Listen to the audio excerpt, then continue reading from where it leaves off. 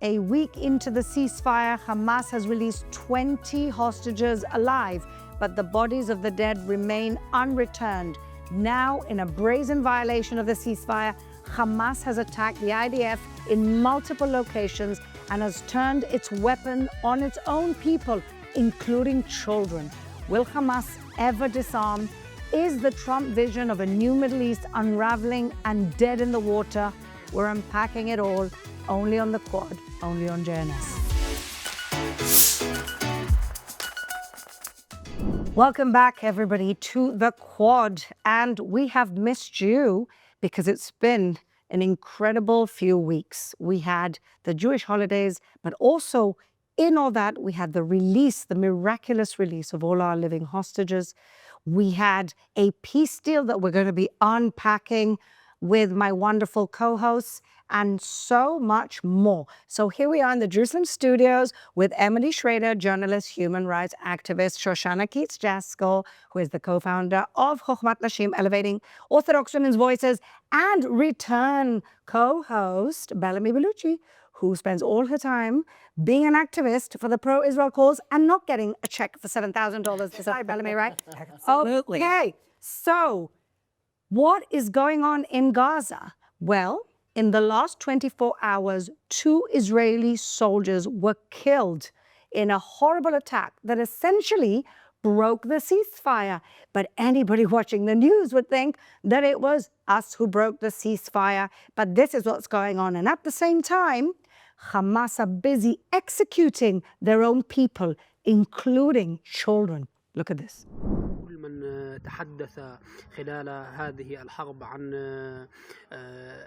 الأخطاء الكارثية التي قامت بها حركة حماس بمغامرتها في هذه الحرب التي استمرت عامين، وكل من خالفها رأي أصبح الآن خائف ويشعر بالحذر الشديد من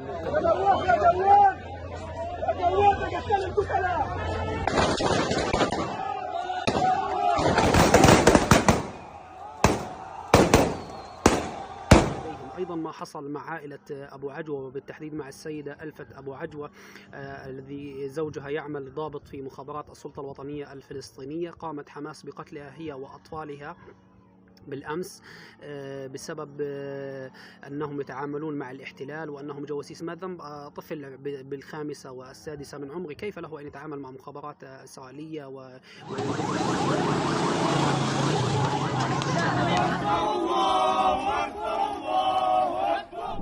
All right, ladies. Well, we need to unpack this. First of all, let's just take a moment of appreciation for the fact that literally 2 years to the Jewish state, and my husband says just at the end of Hoshana Rabbah, when we're going into Simchat Torah, which for us has been, completely ruined because of what happened 2 years ago, our hostages come home. Trump comes to Israel. He literally takes the Knesset by a storm. They sign a deal. He goes to Egypt. Do we have peace? Do we not have peace? Did we expect anything different from Hamas? And to me, the genius of this deal, as opposed to other deals on the table, and I will stick to this because people are saying, oh, we could have signed the deal a year ago. No. The difference between this deal and previous deals was the order of things. In previous deals, it was retreat, and then we'll let go of a few hostages, maybe a few every day, a few every week, and just string this out as much as possible. But what Trump and Kushner and Witkoff and Bibi and Derma, what they managed to do is say, no, let's bring back all the living hostages. And of course, the dead ones were supposed to come back. That's the first breach of the ceasefire. And then we'll retreat. And that leverage, people don't seem to understand, is everything in this region. So, Emily, what are we to expect coming in the next few days now? Is this going to fall apart? Are the actors that Trump has brought in, Turkey, Qatar, friends of civilization, are they going to be helping? Are they going to be making things worse? I mean, I think we don't know for phase 2. This is something just in the beginning stages of negotiation. But I have to say that contrary actually to a lot of Israelis, I'm very obviously in favor of the release of the hostages, but I'm not impressed by this deal. I'm not impressed at all by the U.S. administration. Why? I've always been opposed to Witkoff. You know why. First and foremost, the Iran issue. Yes. But beyond that, I think that this is another misreading of the Middle East, and you see it even through the language and the way that they're speaking about it, and even the response to the violations of the ceasefire. I mean, Hamas not only didn't return all the deceased hostages, despite the fact that we released 1,700 terrorists plus 250 convicted murderers. Yes. But they also organized multiple locations of violent attack. It wasn't just the incident in which 2 soldiers were killed. It was also, there was sniper fire, and there were a few different incidents. Also Jabalia, they attacked forces. So they were small scale things, but in multiple locations on the same day. And you see the president, President Trump's response being like, well, no, maybe they don't really have control of the area. And, there was some incidents and there was some shooting. And by the way, the United States also said that the slaughter of dozens, I believe it's now hundreds of Palestinians by Hamas inside executing these so-called collaborators without any due process.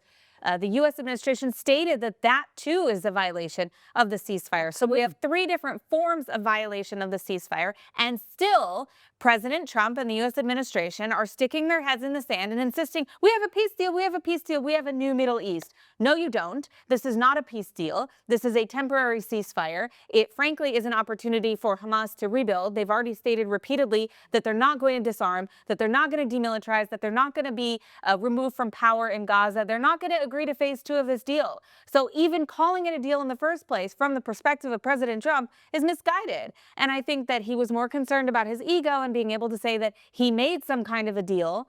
And I say this while acknowledging fully that I think it's fantastic that they were able to get all the hostages out. And that's why at the end of the day, I support it. But is it what he's presenting it as? Absolutely not. But what if he does manage to bring regional actors like Saudi Arabia, like the Emirates, like the people that we may think, okay, these people know how to deal with jihadis because they've dealt with their own jihadis.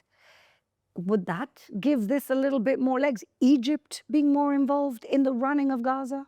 I mean, it remains to be seen who's going to be running Gaza. I mean, Hamas themselves are saying that they're not going to leave. So I don't know how that's going to work. The Arab world doesn't care about Palestinians. They've made that abundantly clear for 75 plus years. I don't expect that to change. If there is peace and advancement of the Abraham Accords, which I hope there is, especially with Saudi Arabia, that would be great, but that has nothing to do with the Gaza deal. And Trump, I saw in Egypt when he first left Israel after that speech in Knesset, he was saying in Egypt, oh, they said it couldn't be done, but I solved 3,000 years of conflict. No, you didn't. You didn't. Because the incitement and the hatred and the fundamental rejectionism of the right of Israel to exist as a Jewish state in the indigenous homeland of the Jewish people is still rejected by the majority of the Arab world, not all, but the majority. And beyond that, it's rejected by the vast majority of Palestinians. So I don't know where that leaves us in the long term. You maybe shouldn't have started with me. I'm Let's go to Shoshana. Let's go to Shoshana. How do you read what's happened in the last 2 weeks? I mean, just give me a synopsis. We have to point out that every episode we end this show with a prayer for the return of the hostages. And I feel very strongly that for our viewers who have not seen us for a few weeks, like you didn't get to see our reactions or our immediate responses. And I would love to say the Shachianu. Let's do it. For our viewers, which is a prayer thanking God for having us, bringing us to this moment. So I want to share that with you guys. So I will say, Baruch atah Adonai Eloheinu melech haolam, shechianu v'kiyimanu v'higiyanu lazman hazeh. Amen. And I want to, nothing Emily said is wrong. And I want to say, we have to, and I just listened to an interview with Eli Sharabi on Chaviv Ardegor's podcast. He said in the tunnels, he had everyone say things that they were grateful for that day. And so if Eli Sharabi and the hostages, 50 meters underground, starving, can find something to be grateful for and make sure you say it every day, I just want, for my piece right now, to say I am extraordinarily grateful to see. I can't stop watching these reunions. I can't stop listening to these interviews with these people coming out of tunnels. I am glued to the TV. I was 9 hours watching the television that day, Erev Simchas Torah. From 7:30 in the morning, I'm up, I'm awake with my, 18 cups of coffee. It had to be that whole day, watching until I had to shower for the holiday, tearing, crying, laughing at the Knesset, Trump in the Knesset. I felt like I was watching 300 years of events I know. in 9 hours. So much has happened. So much So happened. nothing Emily sees wrong is Emily saying is wrong, and I feel like I want to go back a little bit and just be happy for a minute before we talk about that. But I think we're very good at holding two things at once. We can be suspicious because, come on, how many of us actually believed, hey, peace in our time? We know who we're dealing with. And at the same time, hold that gratitude to President Trump, to the leaders of Israel that I don't think have gotten enough credit. And I know it's easy to villainize, but somebody was sitting there doing this deal with everybody else. And to prioritize the living hostages, I think says a lot about who we are as a people. Bellamy, you moved here a few months ago. You were in the height of New York's Mandani era, let's call it like this. Let's hope he doesn't make it to the end. How do you perceive everything that's going on from your perspective? To be here is such a privilege, number one, because I think that there's nowhere else that I'd rather be right now. And to experience it in a place where it's happening firsthand, completely different from sitting in an apartment in New York going, but there's a war happening. No, let's talk about it from where we are. It's been an extremely emotional and beautiful thing to watch these families get reconnected with their loved ones after 2 years, and to actually see that there is hope in terms of hopefully the world opening their eyes to who we are, not just as Jews, but as Israelis, that we do prioritize life. That is who we are at our core. So it completely shuts down the narrative of which nobody else is interested in, as we know. Number two, loved everything that you said. My question is where was the 72 hours? The 72 hours kept being an extension and an extension. And as much as I love the Band-Aid of what this is, I'm very surprised that it actually lasted this long where the world started to say something. I'm very surprised because I thought it would have started happening right away. I was waiting for the other shoe to drop in terms of thinking, okay, well, I don't want to be too skeptical. I really want to be happy about it. But okay, something seems off because it's too quiet. And I love the fact that it is quiet. I love that there has been some breath that everybody has been able to actually inhale and exhale. But it's like, it's too real. Like, it's too good to be real in a way. Well, it didn't last very long. It didn't last, but it lasted longer than I expected. I'll say that it lasted far longer than I expected. But then now looking at what people are saying externally, I'm thinking, why has it taken you this long to even say anything? I don't think anybody's seeing anything any differently. You look at the media, and now we're being blamed for breaking the ceasefire, even though they didn't return the bodies. We're being blamed for them executing their own people. We're being blamed for them executing. We're being blamed for a shark that they have fished out. Did you see this? Yeah, the endangered The species endangered that species they they killed. fished out How is it our of the sea. No, because apparently, because we starved them, then the poor Gazans So they had to kill endangered they have to eat an endangered species. Meanwhile, the restaurants in Gaza are open and buzzing, and they even Even the opened new restaurant named Nova. the Nova restaurant. But if you Look at the culture of hatred and glorification of war that they have there. And I don't know, I mean, when people kept asking me, I did a lot of media after Trump was here, and the deal was like, so do you think there's going to be peace? I'm like, let's no, I don't think anyone in Israel really thought this was a peace deal. but I mean, people around the world did. of course, fully does. Honey, Trump is stumping for that Nobel Peace Prize, okay? Listen. How many times, my kids were counting, we were watching the cassette, how many times they said peace, Nobel Prize, when they were all speaking. You know what? And he deserves it just for getting all the living hostages home. And please God, the fallen, the dead hostages, the murdered hostages should come home. But also, let's not forget that the price, Emily, you mentioned it, the price we paid. All these terrorists with blood on their hands, including the one that attacked our friend Tal Hartouz, Kay Wilson, 18 times and murdered her friend in front of her. Many stories like this. And we're willing to pay this price of letting out these murderers. And then, again, the media. They were tortured and starved in the prisons of Israel. They're terrorists who have killed multiple people. And they not only were not tortured and starved, they probably got a degree out of it. It's just maddening. How much hatred can there be? There's also the comparison we saw BBC, New York Times, many others as well, saying there was a hostage exchange. Yeah. Or that prisoners have been exchanged. One of them is murdering innocent civilians, and one of them are the innocent civilians they tried to murder. Exactly. And the media is equating these two as the same thing. It's outrageous. Also, if you look at it visually, you can be as dumb as a box of bricks. Look at it visually. Look at the hostages that were released back to Israel, and look at the actual terrorists and the state that they're in. You can ignore everything. Just use your eyes. Look at that and tell me who we are, number one, as a people, but also what they had to go through. So who's who? But it's even worse than that, because you know that guy came out without the legs. Why does it? And they said, look what Israel did. He doesn't have legs because he was part of a botched explosion that he actually did, and he blew off his own legs. And somehow that's also our fault. Did you see that one? Of course. Oh my God! It just feels almost surreal that we're in this, this epicenter of what our ancestors have been through, and that we're going through it right now. And it doesn't matter it's Israel, it doesn't matter what we do, it doesn't matter what we don't do.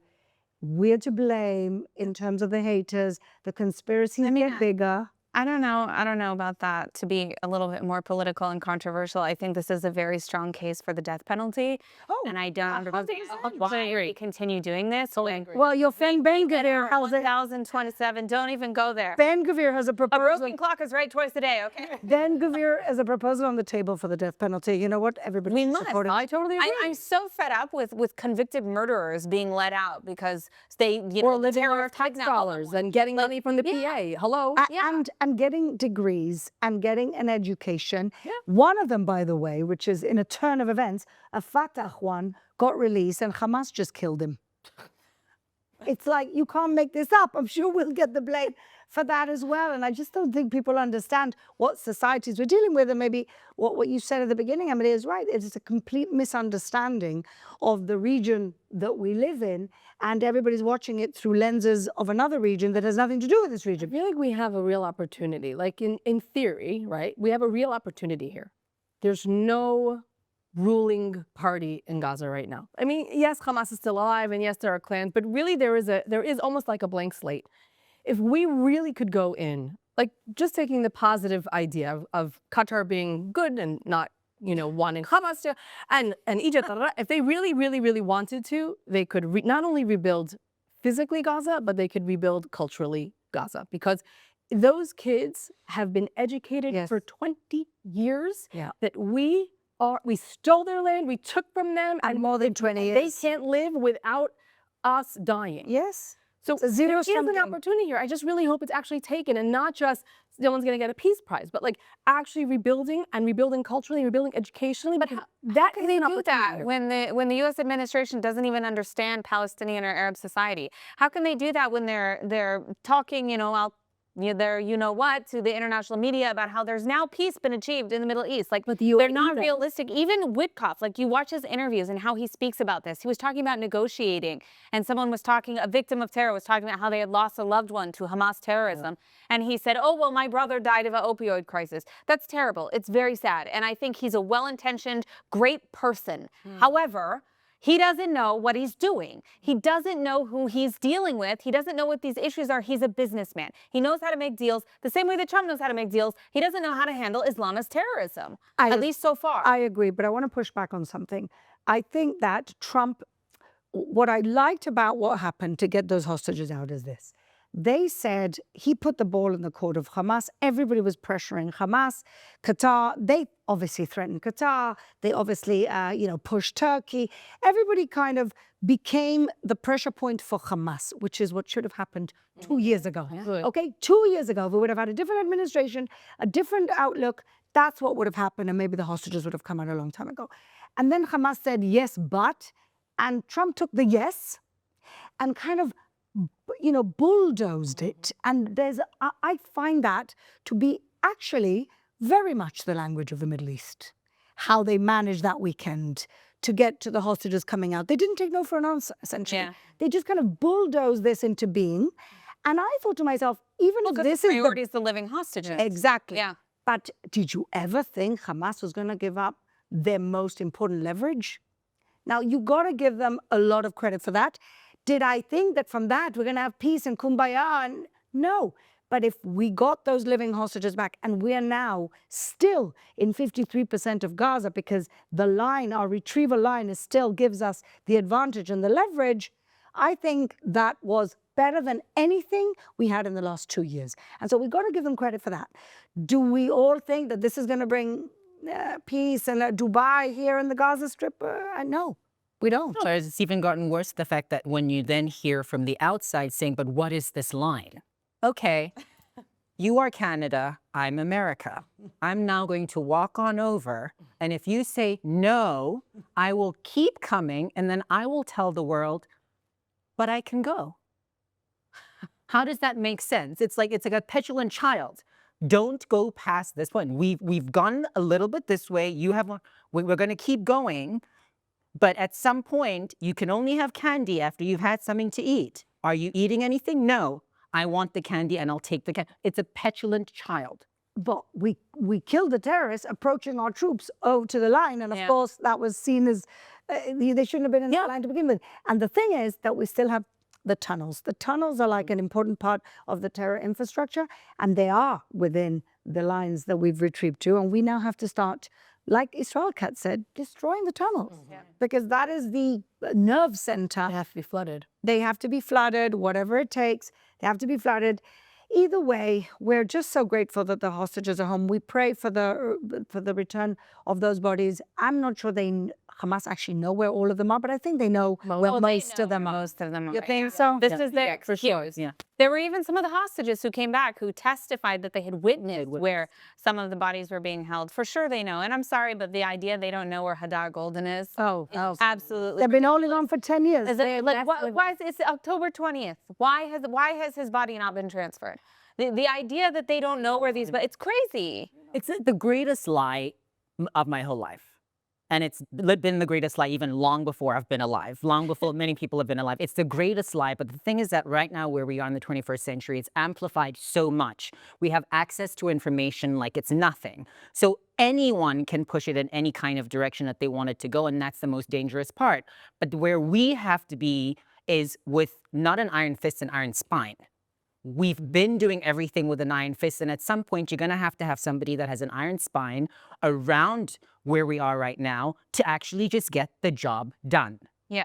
They will hate Jews either way. Correct. They will hate Israel either way. It's not going to change. That's true. But at the same time, take the Band-Aid off, make sure that your people are protected, and send a very clear message. Yeah. Not again. Not never again. Not again. But how can we do that when Trump is saying Israel should exercise restraint in response to ceasefire violations, that we struck several sites, I believe it was like 80 Hamas sites last night after they violated the ceasefire, and Trump demands that Israel stop. Trump demanded that Israel stop in Iran. Everything we do, even when Israel wants to continue to finish the job, we are stopped. And most of the time, since Trump has become president, we're being stopped by Trump.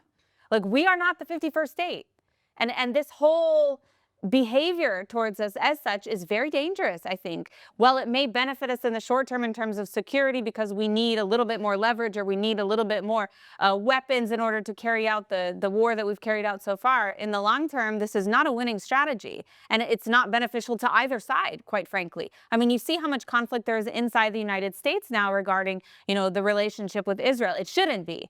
It's based in disinformation, but it is a topic. So it's not beneficial to either side to have this sort of paternalistic approach that we keep seeing. It makes me very uncomfortable. But at the same time, we need diplomatic cover when the whole world diplomatically have turned against us. When the UN to is focus on being more independent in the longer term, but in whatever way possible. You're right, but it is also true, like Trump said, you can't fight the world at a certain point. At a certain point, you have to recognize that we are in danger of isolation. I'm not saying... Yeah, but if we turn, for example, and I'm not advocating this, but if we turn, for example, more to the east, and again, I'm not advocating this because, as you all know, I have my problems with China. But is China going to give Israel a bunch of crap when they get attacked in something like October 7th? Are they going to say, oh, stop killing Palestinians, otherwise we're not going to send you weapons? No, they're not. Not with a left-wing and not with a right-wing government in China. Is not going to happen. Japan's not going to do it. South Korea wouldn't do it. It's the United States and the West, because they have a lobby from the Islamic Republic and from Qatar that is influencing their decision-making and their policy-making in government. And the same with Europe. China's in bed with Islamic Republic as much as anybody is. Yes, but if Israel turned to the east more in a longer-term strategy, that could change. Yeah, but ultimately we It's have just to... a hypothetical. I think. Yes, of course it's a hypothetical, but look, ultimately, I think that our American allies are very important for us right now, and we shouldn't do everything we're told, of course not, but it is an important voice, and it's a voice of reality. We cannot live in an island. We're too small to live in an island. We have to be more self-sufficient, no doubt, but we have to live in the real world, and this is the real world. And I actually think, because of my little insight from inside diplomacy or politics, is that a lot of it anyway is theater. I have to say this, you have to say that. You say potato, I say potato. It's like, it's part of that theater. If somebody were to tell me tomorrow that Qatar and America both knew that Israel was going to attack Qatar, I would not be surprised in the least, because a lot of what you see is simply things that are curated to look a certain way, and that's the reality. Just ask Candace Owens. We're controlling all of it. Had you bring her up, you might. Had to bring her up. Day was going so well. The best thing about that Friday that Trump came and made, Monday with Erev Chag, that made that speech is that day, the haters of Israel had a bad day. Yeah. They had a bad day. That was a good day for us and a bad day for the haters. And that's why it was so enjoyable. Okay, so on that note, let's move over to our very favorite segment, Scumbag of the Week. All right, Bellamy, let's start with you. Who's your Scumbag of the Week? My scumbag of the week is Deborah Patta, Who's who that? is a South African investigative journalist who is now the Middle Eastern correspondent to CBS. Now, when I was growing up, she had a show called Third Degree. I enjoyed watching it. I learned so much because she really asked the tough questions. It didn't matter where she was, and it was very much unbiased. How she went after the government for their decisions, how she went after everything in terms of corruption, even in terms of pop culture and who she was questioning. Now, what I've noticed with her coverage of everything that is happening between Hamas and the IDF and like Israel and Gaza is that it's so one-sided. So you will see a snippet of her saying something at the beginning like, well, the thing is, the hostages did come home. The rest of the segment will be about how these prisoners that were held had to come home, and then only to find out that their family had been complete. It's so one-sided, and every time that I keep saying to myself, no, I'll give it a break. Maybe let me look back. Maybe I'm the one that's going crazy. Stop calling yourself a journalist, because there's nothing journalistic about what you're doing besides collecting a paycheck to say exactly what you're being probed to say. It's sad, but that is the state of the majority of the media today. And that's why the democratization of the media, which is social media and people having their own platforms, and unfortunately, that's what's happening. Did you see Christiane Amanpour had to apologize? Yes. That woman. She's been our scumbags here before. She is well deserved of that title. I love watching them apologize, but they don't mean it. They don't care. It's a non-apology. But I do appreciate when they get caught. Yeah. I do appreciate that. Yeah, like the BBC. Well, that is a worthy scumbag. We will watch out for her so that we can continue calling her a scumbag. Okay.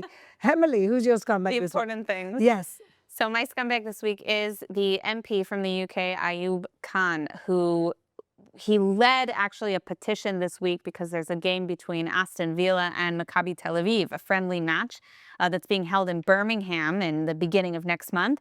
And this MP took it upon himself, total Islamist, by the way, to write a petition to the police in order to ban fans of Maccabi Tel Aviv from coming to the city for this game. Unfortunately, because this is the United Kingdom these days, he was successful.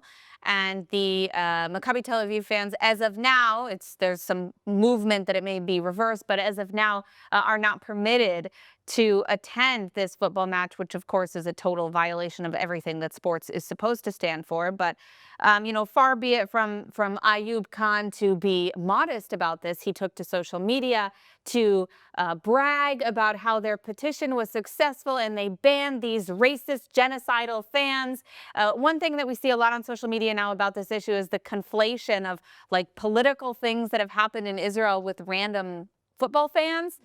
So, you might have someone saying something racist in an interview and all of a sudden you see all the anti-Israel crowd tweeting about how Maccabi football fans are saying death to Arabs when that never happened and there is no such chant.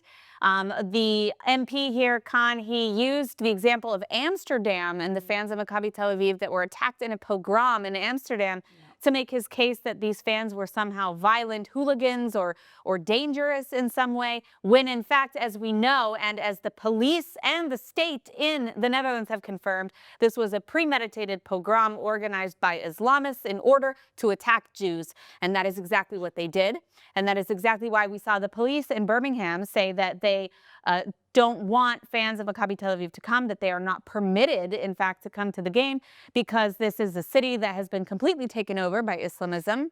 It's been taken over in the police and the government by Islamists as well. And rather than defend the minority community, both in the UK as well as visitors to the country who may or may not be attending this game, they decided to do the cowardly thing and tried to appease the Islamists in Birmingham. So this is very disappointing to see, not surprising given the way, again, how things are going in the United Kingdom. But Ayub Khan, you are an absolute scumbag. And I just want to note for the record that Ayub Khan also doubted the events of October 7th and claimed that he wasn't sure that those atrocities were really committed. So all par for the course for a true believing anti-Semite Jew hater who supports Islamist terror. Couldn't expect anything less, but nonetheless, shame on you, Ayub Khan, my scumbag of the week. Well, bravo. Emily called him out. Emily Damari called him out on Twitter. Yes, she did. I love Former that one. hostage. She called him out, but also, let's not forget, he's one of about 5 Islamists who got into parliament independently. Yeah. So they didn't run with any main party. They ran by themselves. His constituency is like 80% Islamist or Muslim, more extreme. And essentially, they have now infiltrated parliament. And guess who helped him? Another famous scumbag, Jeremy Corbyn, Of course. for about a month and a half, was actually petitioning the police to get to this result. And they feel very happy with this. Good for them. Now. Absolutely. Well, he's definitely a scumbag and unfortunately not the only one. Okay. Yes, my scumbag is also in the UK. Oh my God, what's happening this week? Samuel Williams. Oh my God. I have to be honest, also really made me laugh. Yes. Watch this clip. Upright, a steadfast and a noble resistance in Palestine and in Gaza to look to be inspired by. And I don't want to yap for too long, but a chant that we've been workshopping in Oxford that maybe you guys want to join in. It goes, Gaza, Gaza, make us proud, put the Zios in the ground. Gaza, Gaza, make us proud, put the Zios in the ground. Gaza, Gaza, make us proud, put the Zios in the ground. My favorite part of that clip is how they say, we workshop this at Oxford. That's my favorite line. Where like literature and like history and like culture came from. Now it's like, Gaza, Gaza, make us proud, put the Zios in the ground. Like, congratulations on your education, sweet. Like, what? Anyway, Oxford, this is what you're spewing now. Although I did hear he was arrested and they found weapons in his home. So UK, I think you guys got some cleaning to do of your people, both in Parliament and in your institutions. You are my scumbag of the week. Well, he's a worthy scumbag, and now he's a scumbag who got kicked out of Oxford for cosplaying the Islamist. And I mean, this is really what's happening in university, in the top university in the world. We've got another scumbag who's just been kicked out of being the temporary head of the Oxford Union. Right. I can't remember his name, but another idiot. One who debated Charlie Kirk That's right. Celebrated when Charlie Kirk was dying. Yes, Exactly. This is what we've come to: cancel culture, fascism. Insane. And that's what we're seeing in the UK. And in keeping with our theme, I want my scumbag this week to be the feckless police of the UK for 2 incidents. One that Emily mentioned, they absolutely made the decision, the West Midland Police, not to allow Maccabi Tel Aviv fans. So they're saying we can't secure them. What they're really saying is we won't secure them. And for that, you are really the example of what everybody's accusing you to be, 2-tier policing. Because you have enough resources and enough energy to arrest people for sharing a tweet that you don't deem as acceptable. In fact, there have been 12,500 arrests for social media tweets or posts that violate what the British police believe are their standards or their incitement to racial hatred. However, when you say things about Jews, killing Jews, gassing Jews, killing Zios, apparently these are not important enough to be offenses. As Tommy Robinson was telling myself and Emily yesterday, when we interviewed him, that 2-tier policing is something that the British public are getting really, really fed up of. And the second incident that the British police really showed their colors yesterday or a couple of days ago was when they arrested a British lawyer, Jewish lawyer, for wearing a Magen David, and then came out with a statement saying, well, he came to provoke. So maybe he did get too close to the Palestinian marchers wearing a Star of David. But for any of us who've been to any marches in the UK, and I've been to a few, there's always a counter-protest with Palestinians screaming from the river to the sea right next to the Jews. They don't get arrested for being provocative. They don't get arrested for coming to disturb the peace with a peaceful march. And in the same vein, Gideon Falter was walking around, yes, maybe close to the Palestinian or pro-Hamas protesters wearing a Magen David. He wasn't violent. He didn't say anything. He was simply walking around. And when they actually investigated him, 10 hours in a police station, part of the charge sheet was, you were wearing an openly Jewish symbol. Okay. Maybe we should be wearing more openly Jewish symbols, like a yellow star, and then everybody will be happy to know who everybody is, because that's where we're going with this 2-tier policing. So my scumbags of the week are the feckless police in the UK who are supported and backed up by a feckless government with a minister for the police who is herself almost, if not an Islamist. And that is Shabana Mahmood. And so this is where we're gotten to in the UK. As a person who's still British, I'm very, very sad about it. And I'm hoping that things will turn around, not for our sake, because we'll be okay. We always manage to survive. For your sake, the UK, for your sake, I hope things turn around. All right, there you go. Might get arrested when I land in the UK now, but what the hell? What about some people walk around with jihadi flags and then say it's a Saudi flag? No, a Saudi flag specifically has a sword. So they're allowed to walk around the UK. Oh, they walk around with Hamas flags who are prescribed terrorist groups. That's not a provocation. But Gideon Falter walking around with a Magen David around his neck is a provocation. And walk around with a Bible. Going next week to England. Should I not wear my star? I wouldn't in certain areas. Actually? Yeah, actually. Don't. My husband doesn't wear keep on the street anymore in the UK. Well, unless you're ready to fight. Girl, I'm always ready to fight. I'm sure. Now that's good TV. That will be good TV. All right. And we always love to end on a positive note. And for every scumbag, there are many, many heroes. Yeah. So let's start with our heroes. Roshana, who's your hero this week? I have a lot of heroes this week because, as I said, I've been watching nonstop the videos of the reunions and the interviews with the hostages that have come home. And I am blown away.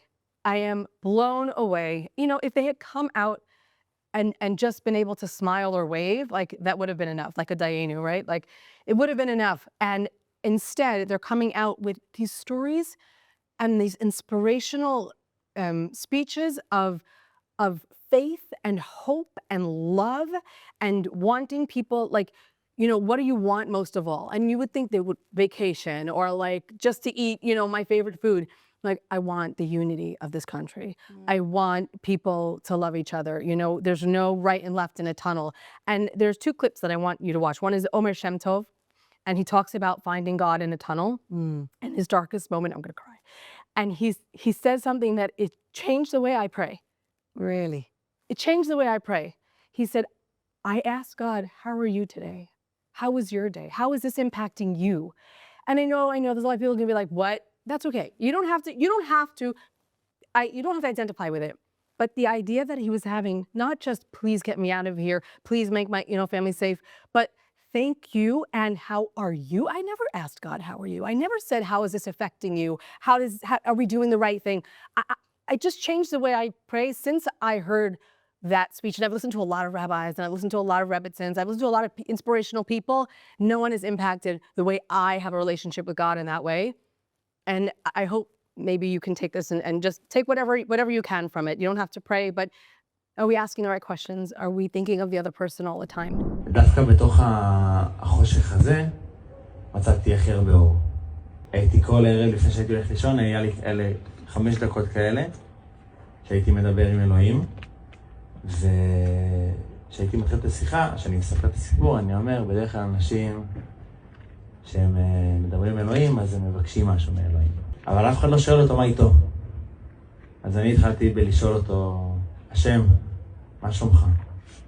אבא, איך אתה? איך עבר עליך היום? אתה צריך משהו? אם אתה צריך תגיד לי, אני אעשה אותו. And the other one is Rom Braslovsky. He looks quite pale and weak. Yeah. And you just feel like you can see his suffering on him. And yet, when he was asked, what did you take from this? He said that I am a Jew.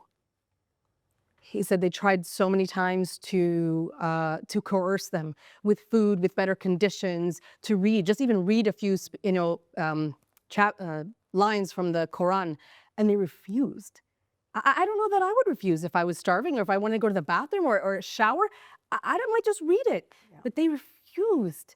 And I just feel like, me, in my privilege of life and health and sunshine, can I take a little bit of that faith and that strength, and can I inspire other people to be better, to be more loving, to be more together? And he said, we are one nation and we have to come together. And I want their suffering to be not in vain, but rather to impact everyone around, that we should all take something from them and improve ourselves and improve the world and society. Just listen to some of them.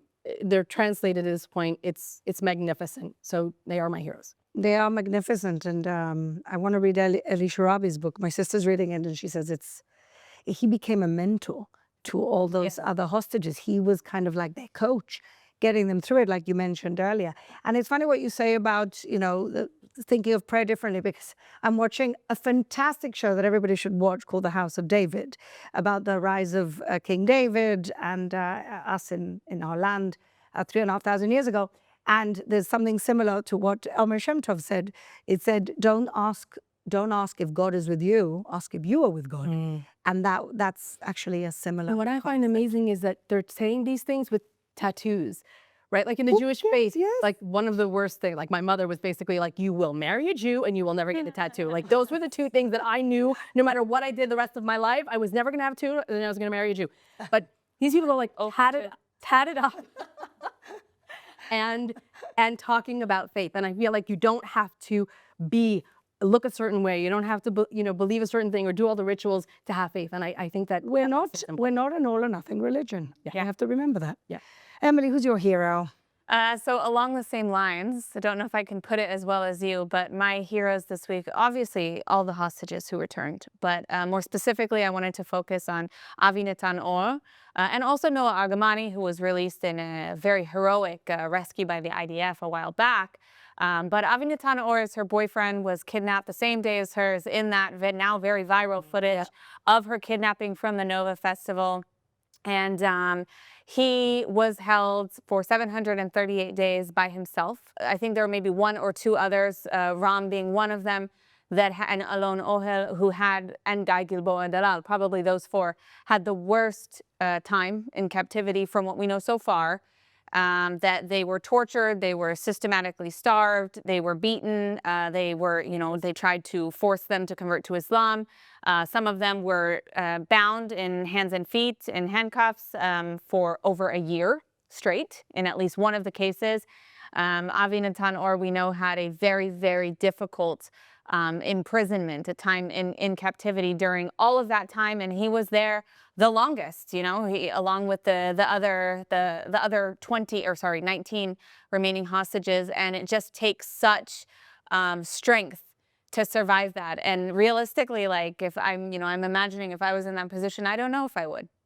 I don't know if I would be able to take what they have. Well, he tried to escape, and that's why they gave him worse punishments. And he couldn't even stand up. He couldn't even walk because they put him in this tiny little place. Cage. They put him in a cage. And we saw reports from the hostages who returned that just in the last 24, 48 hours, they brought them several floors, equivalent of floors, into the tunnels, and that they made 6 or 7 of them stand in a pit for, I don't know, at least 24 hours, where there was no, of course, air circulation. And some of them testified, I believe it was Ram, who spoke about the fact that they thought they were going to die only from that alone. And that was after the ceasefire had already been in motion, had been announced, and Hamas said that they were accepting it. So this should give you an idea of exactly who these people are that are kidnapping civilians and holding them hostage for 738 days to use as bargaining chips. But to be positive, Avi Natan Or and Noah are my heroes this week because Noah has lobbied every single day since her return, not only for the return of all the hostages, but of course specifically for her boyfriend, Avi Natan. And so to see them united, no matter what happens from here, is a really, really beautiful and powerful thing. And I applaud them both. You've inspired an entire nation, and we're with you throughout all of this horrible and difficult recovery. But, the entire nation, the entire Jewish people globally stands with you guys and with all of the returned hostages. And we will be here for you just as we fought every day for your release after the kidnapping on October 7th. Amen. Beautiful. Bellamy, who's your hero, dear? My hero is Eli David, who is Eviatar David's brother. And I know, like, to all the families, but specifically with him because I met him and he was telling me about his brother because I wanted to really know who he is as a person. And he kept saying, I will say is, it's not was. And it was so beautiful and so emotional to have seen that because I think it truly speaks to who he is as a person. How steadfast he was at saying, I will have my brother back. We will play music. And then to see him a few days later playing his guitar was incredible because I thought, not just for his family, but for his brother who has been going around everywhere saying, I'm going to tell you the essence of who my brother is. It speaks volumes, I think, also energetically, and it's also in terms of, it's a prayer in a way because you have somebody that you love and you hold so close to you. And no matter what they're going through, you're also going through something that's painful because you're not able to have them there. You're not able to sit and have Shabbat with them or laugh with them or just be goofy. And to watch his brother there, no matter what he's gone on, like the smile on his face to say he's finally home. There's nothing like those moments, like you said. They're addictive to watch because It's incredible. there's nothing more beautiful than that. One of the hostages, I can't remember at this moment, said that he felt, I think it was Omer, felt the prayers. He said he felt warmth. And for people who believe in energies or whatever, I don't care if you believe in them or not, but he said, I felt the Shabbat candles of my mother. I felt the prayers. And just a little tingle, for whatever reason, the Hamas gave him it was like a card that had on it the story of Joseph and his brothers, when his brothers sold him in a pit, and then he was brought out, he was redeemed. And that happened to be, he only found out later, the same portion of the Torah that his parents were told to read over and over and over again in honor of his release. I will get you the video. I have chills again, like I'm telling the story. I think the story But he it's had to insane. beg. He had to beg his captors to give him that. They found a book. They found a book, and he begged them to give him something to read, something Jewish, whatever. And that was the story. It's really incredible how these people have come out with more faith, which is actually something that you can compare to the Holocaust. A lot of people came out saying, you know, with renewed faith and renewed identity and belonging, like I'm a Jew. You know, a lot of that happened also in the Holocaust. And in keeping with our role here of incredible heroes that are hostages, I have to give a shout out to Matan Angrist, another hostage, specifically because 2 days after his release, he attended and spoke at the funeral of Captain Daniel Peretz, who died in the battle, in a brave battle that they all had. They were all in the same tank with Itai Chen, who's unfortunately his body is still in Gaza, and it was the same unit, the same tank, and Daniel was the captain, and he fell. And I know his parents, I know his father very well, Rabbi Doron Peres, who did an amazing work trying to get his son out, and then he was told by the IDF that he had fallen. They had a funeral for him with what was left, and then now the body came back. So they've had 2 funerals and 2 shivers for Daniel Peres. But Matan Angrist said he came to the funerals, 10,000 people, the president and the first lady were there, Herzog, and he got up and said, I can barely stand, but I had to come and speak at my captain's funeral because he was our leader. And he fought bravely, and that, I mean, 2 days after. And he said he wants to go back in. And he said, if I could go back in. Also, Idan Alexander is going back. He said, if I could go back in to bring the bodies back of the rest of them, I would. Like I said, imagine 2 days after your release, 10,000 people. You can barely, he said, I can barely stand. You could see it in his face. Yeah. He could barely stand. But he was there. That is the resilience of Israel. That is the love. This is a country of love. However you want to portray us, this is the country that is held together by those bonds of love and resilience. So say what you want. We also saw this with Eli Sharabi. And less than 48 hours after he was released, he was in the White House. Yeah. The White House, I mean, the strength of these hostages is... These hostages are insanely strong. I just hope that when the hype goes down, that they give themselves the time to properly heal, because the adrenaline must be out of this world. But now is the time to kind of take a breath and heal properly, and and try and rebuild their lives, which I have all the faith in the world that they will, because they're proven to be strong lions. And that is why we're so proud of them, and that is why they're our heroes. And so every week, like you said, Shoshana, we finished our show with a prayer for all our hostages to come home. We will continue with that prayer for all our fallen hostages, our murdered hostages, to come home and have a dignified funeral in their country. Thank you for watching.